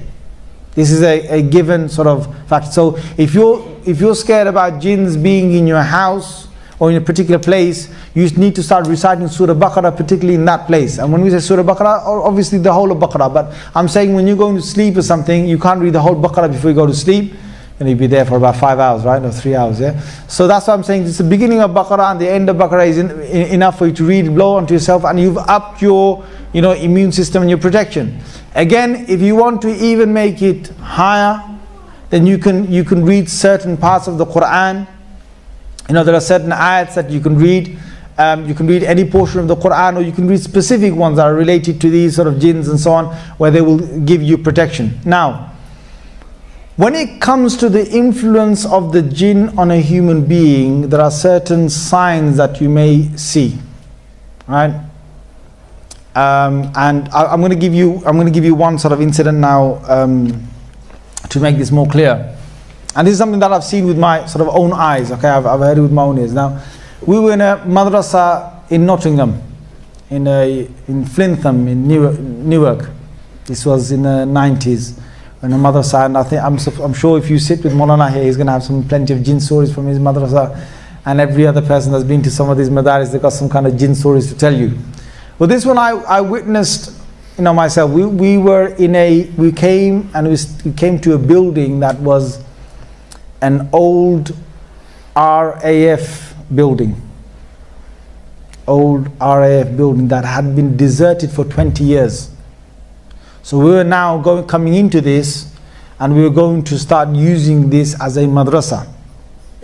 Now when we came there, one of our teachers, Mullah Fadl Rahim, and he's still alive, he said to us, he said, because we started off living in one corner and we're going to slowly start using the rooms till the other side of the madrasa. Now this place had 120 rooms. Yeah. And it had about 3 different halls, massive. We had an east wing, a west wing, a middle sort of part. And we were in the east wing and we were just staying just in a few rooms. We're talking about literally about 7 or 8 rooms. And Mullah Fadl Rahim and other teachers said, they said, don't go to the west side of the building. I'm telling you, you know, as young people, you dare yourselves, right? Yeah. So we said, come on, let's dare to go over there, right? So we were young. We went into the west side in broad daylight, 12 o'clock. I'm telling you, it was spooky at 12 o'clock. Forget 12 in the night. We're walking and we were holding our arms and we were walking together, about a good 7 or 8 of us. As we're walking, we can hear doors banging, bang, bang, creaking, things opening. You know, we just run. We were saying, you know, our kalimas loudly, shahadas loudly, what about that loudly, Allahu la ilaha illa huwa al-hayyul qayyum, basically running, yeah? Now, you can imagine this place was really spooked up. And the teachers warned us, you know, don't go over there. Now, what happened is one of these sort of days, now there's this young kid, I'm not going to give you his name, he's probably grown up now, he's probably got kids now, all right? So I don't want to embarrass him when some of you might confront him. But he was from up north, from here, up north, and he was a kid about 13 years old, I'd say, from Bangladesh. He didn't know a word of English, forget anything else, right? He just knew Bengali, and he was the most quietest kid you can imagine. Just quiet, just sticks to himself, and that's it. And he's trying to become a hafiz of the Quran, and he only has done 1 juz. He's only done 1 juz. So one day what happens is that he sort of strays off. I don't know, he goes over to the other side and he comes back. And no one sort of takes much notice of it, but he comes back, and the evening when we all sitting together and we're sort of reading, I wasn't there in the hall at that time, but there were others who said it. But then I went over to the hall to verify this. So this is something that I have verified myself. What happened is that he came with his Quran up to his teacher. You can imagine a kid who's lallu pattu, who doesn't know a single thing, yeah? He comes with the Quran to his teacher, puts it right in front of him, and he says to him, he says, test me. And he doesn't say in English, he says it in Arabic. And as a kid, suddenly knows Arabic, right? So he says, test me. And his teacher looks at him and he thinks, is he having a laugh? You know, those days, you know, the beats were a common thing, right? I think, shall I just make spaghetti out of him, you know, like, yeah? So this kid just says, no, test me, any way you want, yeah?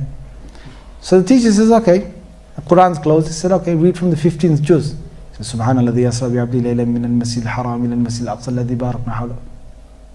And the teacher looks at him and thinks, what is happening to this kid? So the teacher then tests him from another place, and this kid now knows the Quran, and the kid challenges the teacher in speaking Arabic, and this kid has got really good Arabic all of a sudden, right?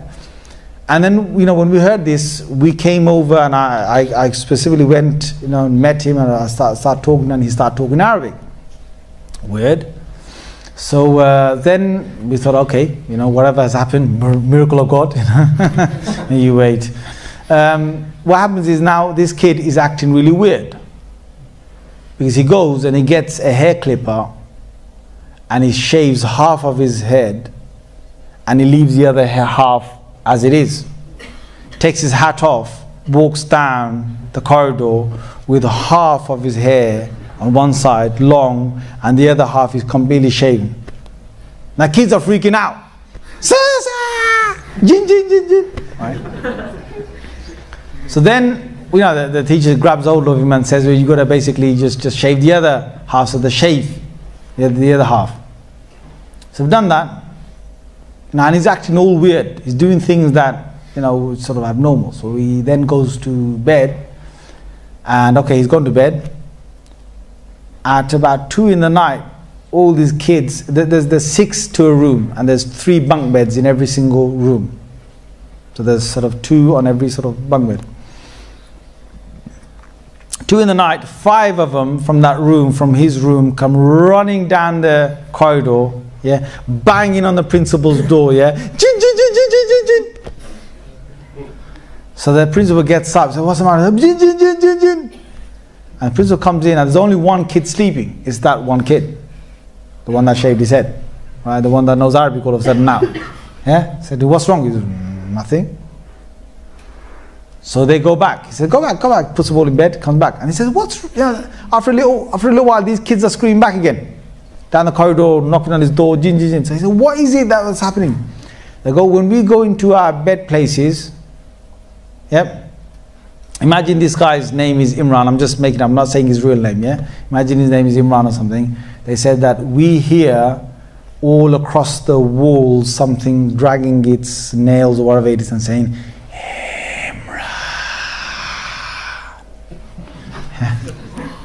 So basically they just obviously leapt out of their beds, yeah, came straight to the principal. Now this went on all night. Yeah. Him taking them to their beds, then basically coming back. So then the morning came, and the main sort of teacher, Mullah Fadl Rahim Sahib, he called him over, and I was there serving breakfast. Now what's common is in exorcism is that you would recite something, and when you recite it, you're able to, when you recite something, you know, some part of the Quran, then the jinn gets affected because they can't stand the Quran, and then they will actually leave, or they will beg to leave. In this case, this jinn was a believing jinn, and this jinn was a hafiz of the Quran, and this jinn knew Arabic. So when the teacher was reciting something on, and trying to recite something to blow on it, the jinn inside this human being was reciting the adverse ayah to break the effect of that. It was not any common jinn that was in here, and I'm sitting there watching this. So the shaykh is reciting, and this jinn is undoing whatever recitation he's doing. And it was, the shaykh said, "Inna alladhina fatanu al-mu'mina wal-musliman lam yatubu falahum adhabu jahannam wa lahum adhabu al-hariq." And this other jinn from inside will recite something else. So it's undoing whatever the shaykh was saying. So after a while, when the students sort of left the room, I asked the shaykh confirmed that this is what he's doing.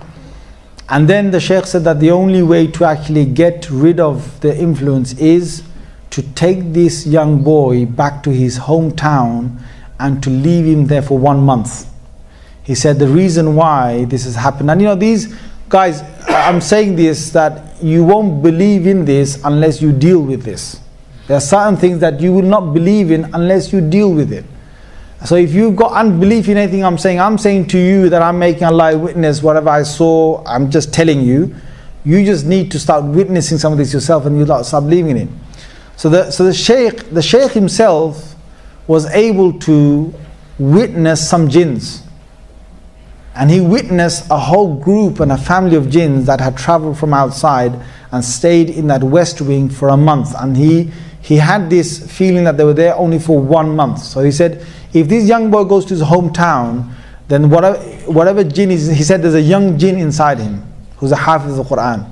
And if he stays in his hometown, the boy stays in his hometown, then the jinn will automatically leave because his family are leaving this west wing after a month. So we took him home, and as we were taking him, my God, I was sitting next to him on his left hand side in a car. He was right in the middle. He wanted to, he was going to open the door when we were going 70 miles an hour. He reached to open the back door, the car door. And the teacher stopped him, and the teacher gave him a good shouting. And then he basically stayed there until we got to the place. We left him in his home for 1 month. After 1 month he came back, and he was the same docile kid you knew. Looked down while he walked. Never knew a word of English or Arabic, and only knew 1 juz of the Quran. Yep. Now why that happened possibly is because he went alone into their territory. Whatever happened, the jinn got some liking to him, and he basically took influence. And obviously he was a weak individual, so he took influence of this case. You've got several cases like this. I remember one case in Bangladesh. This I witnessed again. There was a woman who went, again Rasulullah sallallahu alaihi wasallam said what? He said, Maghrib time comes, he said, don't send your children outside. When Maghrib time comes, Maghrib is the time when the jinns are basically released. And specifically when they're shayateen and so on, and they're released, they might see something and they might want to sort of have an affection and have an effect. So there's a specific woman out there who went to the pond. It's quite dark sometimes out there under the trees. She got some water, came back, and she was influenced by a jinn. By night time, I got woken up. This was going back about 25 years ago. Right? By night time, I got woken up, and it was the whole neighborhood in this talking about something, and they got together. When I went to that place, I got woken up, went to that place. Believe it or not, I saw this with my own eyes, and you can see this, whether you want to believe or go there yourself someplace and see this. You had 7 men trying to pin down this one woman, and she basically lifted all of them up. And she said, who in the world are you lot?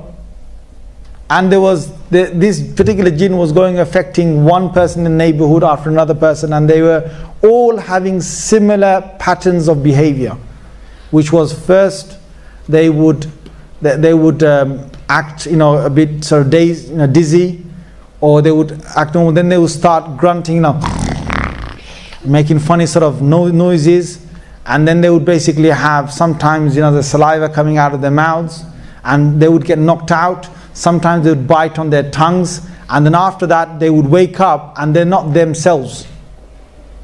Now you're talking to them, they're not themselves. And they can talk to you in a different language from obviously the places they're coming from, and they can tell you of different things that this person doesn't even know. So you're talking to a different creature that is inside them. And obviously exorcism and so on, there was exorcism that was going on.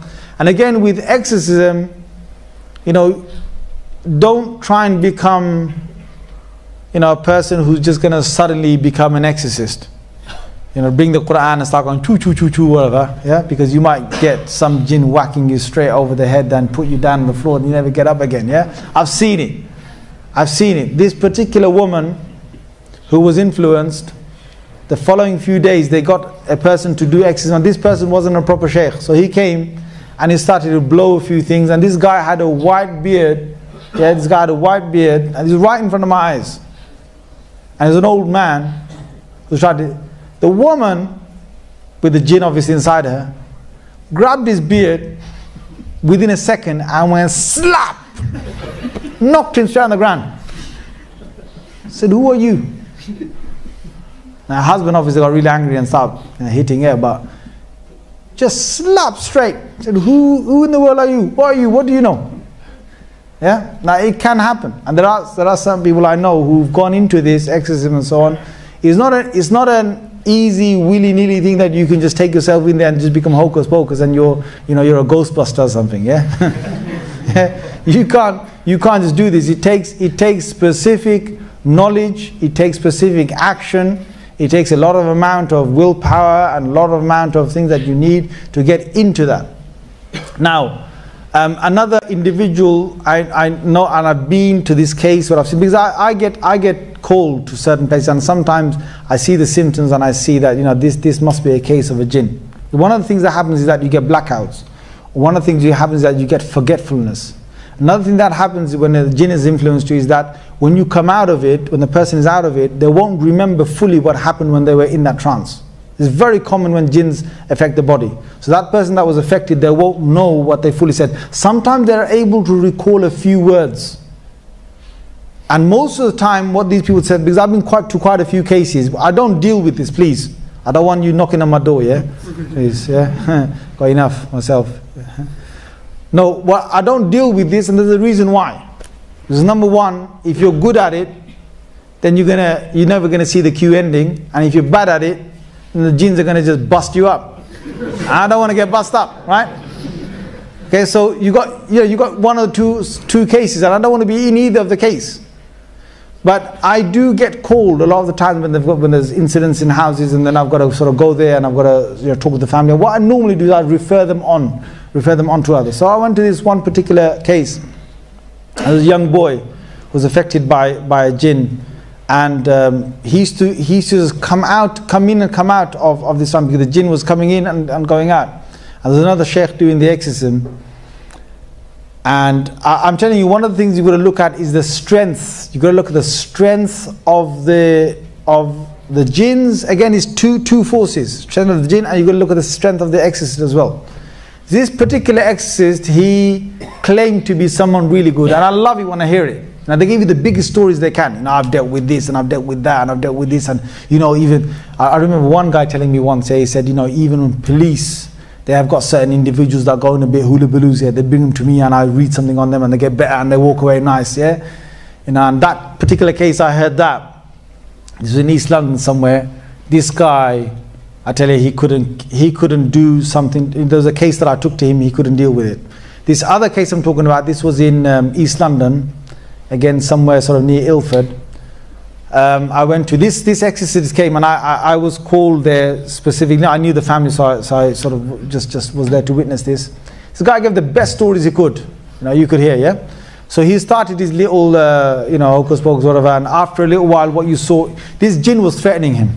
The jinn was actually threatening and telling him. They said, you watch out, you watch out. And he continued, because what happens is that when you sometimes you can trap the ways to trap the jinn inside the human body. And then if you start reading things upon them, they're going to feel that they're getting burned. They're absolutely getting burned. So what happened in this case is that it went on for a whole day, and I was there. That night, whatever happened, the next day we contacted the exorcist, and we said, come back again, because he needed to come back again to continue doing his reading. And he said, I'm not coming back. So why not coming back? He just gave some lame excuse, he's not coming back.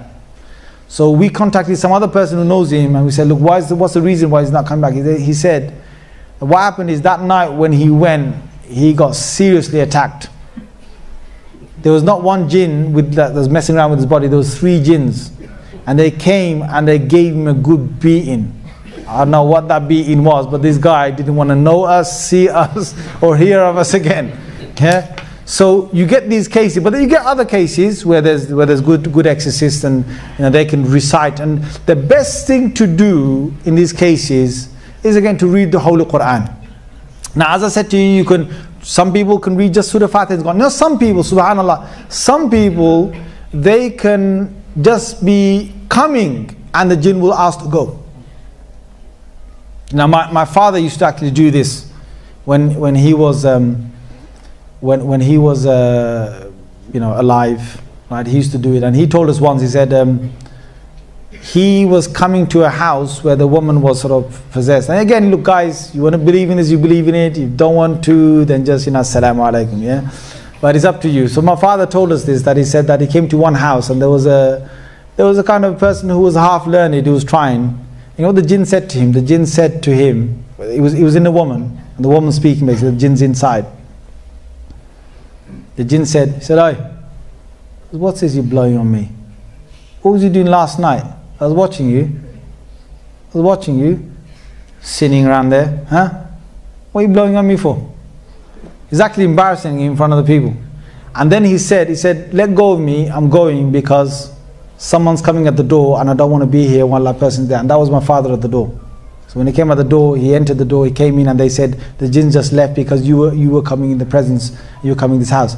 Now this could be the case where sometimes they actually do this. In my sheikh's madrasa, there's many stories obviously across the world, but particularly with my sheikh, I asked my sheikh, and my sheikh basically, if he doesn't even blow, he doesn't even read anything, he just basically just sits there, and if a person is affected by a jinn, he'll just say to you, say, "Oh, who are you?"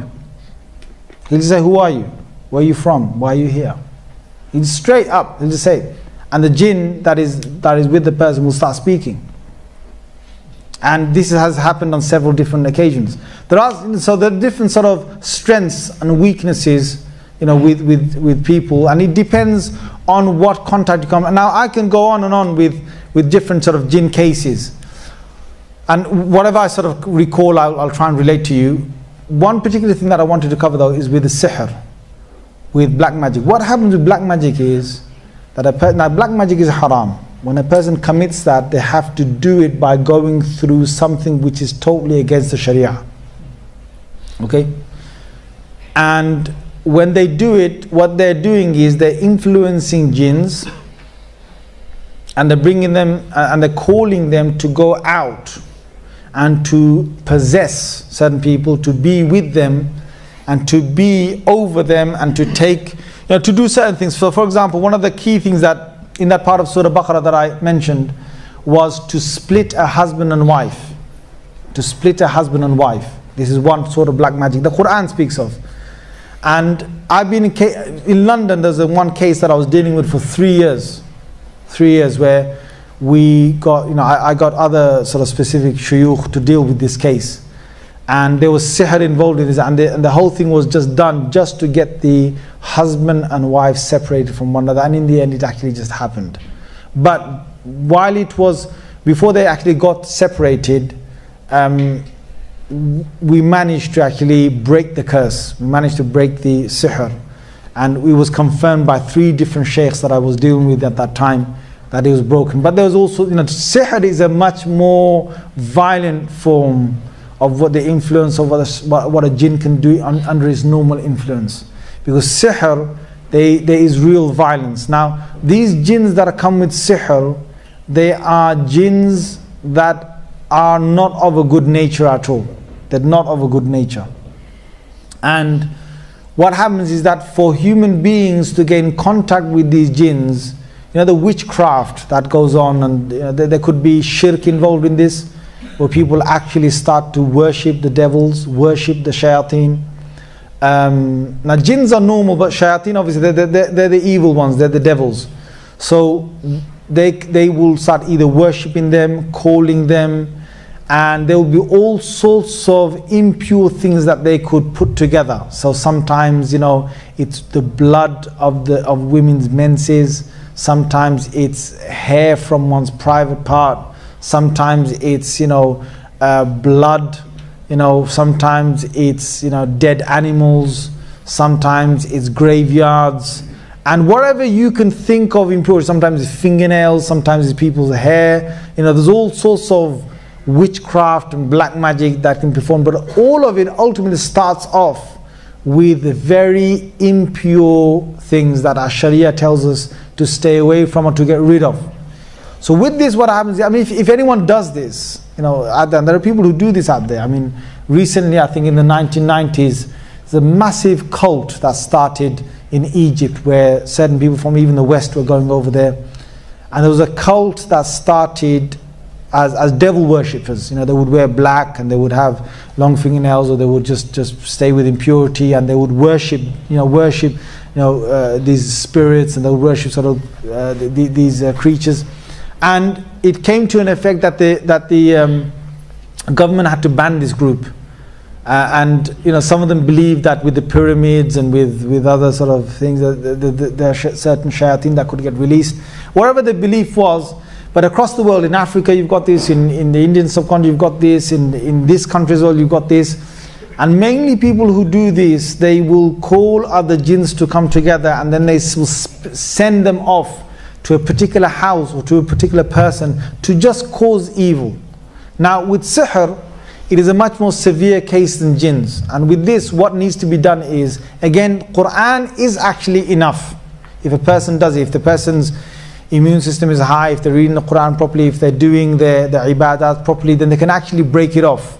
They can actually break it off. But if a person is weak, then they will obviously be affected by it, and there could be severe effect. Now the effect can go from one to another. It can actually sometimes lead to death. It can sometimes lead to death. Sometimes it could lead to a person being mentally, some of these mental patients, these mentally ill people you got in hospitals. I would say to a third of them perhaps, or maybe 20% of them might be sihr related or jinn related. Maybe 70 to 80% of them might have true mental cases, because that's another thing that you have to be aware of. There are medical reasons for some people to go mad. There are actual medical reasons. Unless you explore both sides, you won't find out. Now what happens normally is that when these cases come along to me and someone says to me that someone has been affected in this way and so on for a long time, and they say that doctors don't know what's happening, and they've done this test and that test, and they've gone from this specialist to that specialist, and there's been so many doctors that we referred to, and so many months and perhaps years sometimes has passed, but they still can't find the cause. Most cases it's to do with sihr or jinns, when doctors can't find at all. But you need to go to the doctors. You can't ignore that side, because sometimes it's medical, sometimes it could be a nerve, it could be a medical condition, sometimes it could be a psychological condition, and unless that is explored you can't really find out. Now most of the cases that I have coming to me and I refer them on, again I'm saying I refer them on, is that I will ask that question, what have you done on the medical side, have you actually explored that side yet or not? So then you send them off to someone. Now if the case is positive, that they've got something, you normally find out straight away, because all you need to do is just sit there with a good sheikh, and when the sheikh starts to just recite, even sometimes they come near the sheikh, they'll start screaming, they'll start acting abnormal, or they'll start doing something sort of weird, or saying something, or they'll say I'm not going. They'll just say I'm not going. In strong cases, you want to take them somewhere. Even if you try and trick them, you won't be able to trick them, because they know what you're up to, so they won't even make a move to go to that place. And where they're doing the exorcism now, they will start with Quranic ayats. And again, as I said to you, the Quran is still enough as a ruqya, but it depends on the person who's reciting it. And sometimes what happens is that they're not able to accept with hours of recitation, or with multiple amounts of recitation. What I would say is, if you stick to the Quran, and I've seen this in many cases, if you stick to the Quran, you don't have to go to anything else to try and find the cure.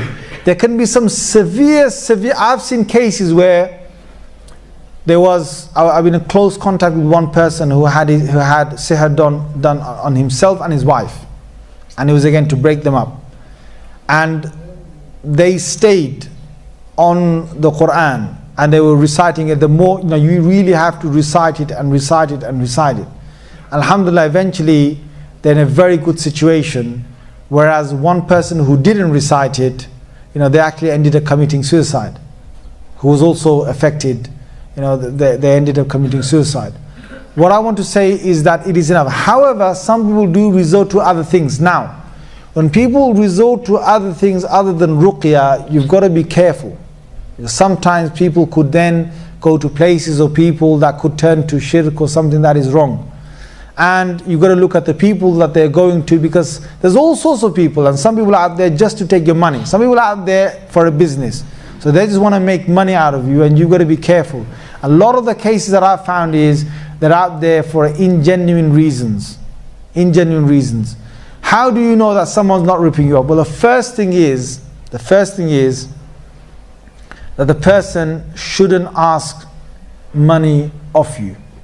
That's one of the first things one of the first signs I look for in a good sheikh, is that they shouldn't be asking money from you or fixing a price or doing something of that kind. Because when they do that, you know that that's not the first time they're going to ask for money.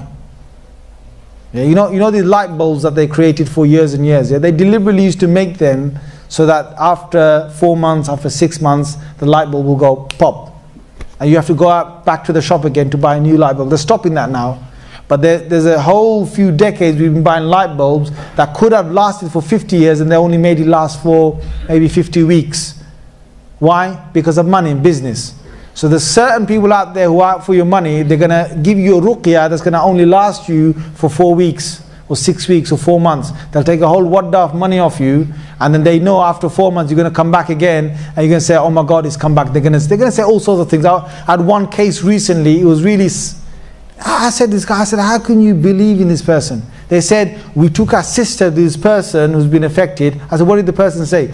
They said the person, my sister had 900, my sister has about 996 jinns in her, and the sheikh beat out all of them except for 3.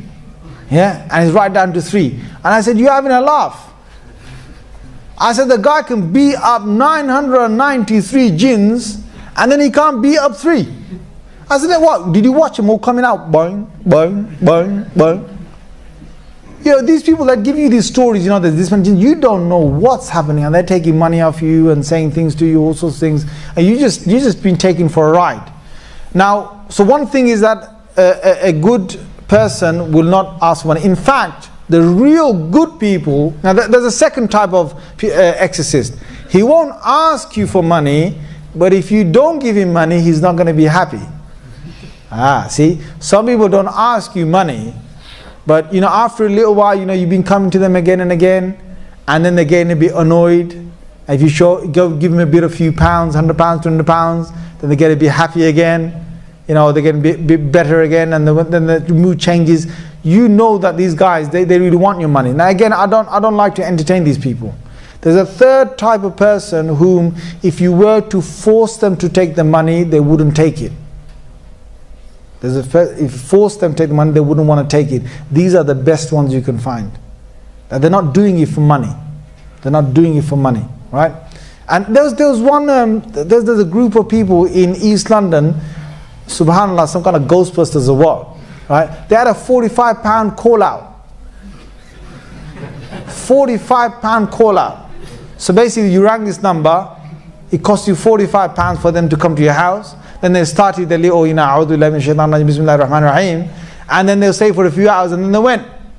If you want to call out the man again, £45 again. MashaAllah. And what they did in one case is, I'm telling you, this brother came to specifically in North London and told me, he said, they paid him £45 and they came out for a call, and then basically this niece of his was bad, right? And she was screaming and saying all sorts of things and, you know, putting her hair and so on.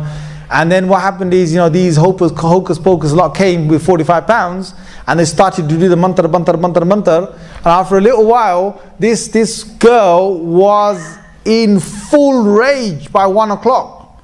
She was like, you could say her temperature was 100. She was ready to sort of flip and sort of smash things. At that time they said, you know, Astaghfirullah al-Azim, we're going now, we can't deal with it, we're walking out. I'm thinking, well, my God, you know, you just started this thing, you've taken it, you know, to a height, and now you're walking out. There are people like that will do that. So you've got to be sort of careful. Now, there are some other people who are close to these people who will not, even if you force them, they won't want to take money. But they genuinely, you know, they might just take something, but they'll take it, you know, unwillingly or something. Again, don't sort of question people always on their intention, as long as, you know, you're not being taken for a ride. So that's one thing you look. Second thing is, what are they actually using to do the exorcism? If it's the Holy Quran and they're reciting the Holy Quran, again, that's fine. If they're using other things, then you really got to be a bit careful in what they're using, because sometimes people can use things and they can draw things and they can burn things, and they can, sometimes in cases I've heard, they want you to start burying things in graveyards and taking candle lights and doing things with them. Now, these things, I'm telling you, if you start getting something weird that you know that this deen doesn't have, you just want to stop going to these people. Experience the beauty of Islam and bring happiness into your life with our app One Islam TV. You will have access to a wide variety of interesting documentaries, inspiring lectures, and so much more. Download One Islam TV from the Apple or Google Play Store today.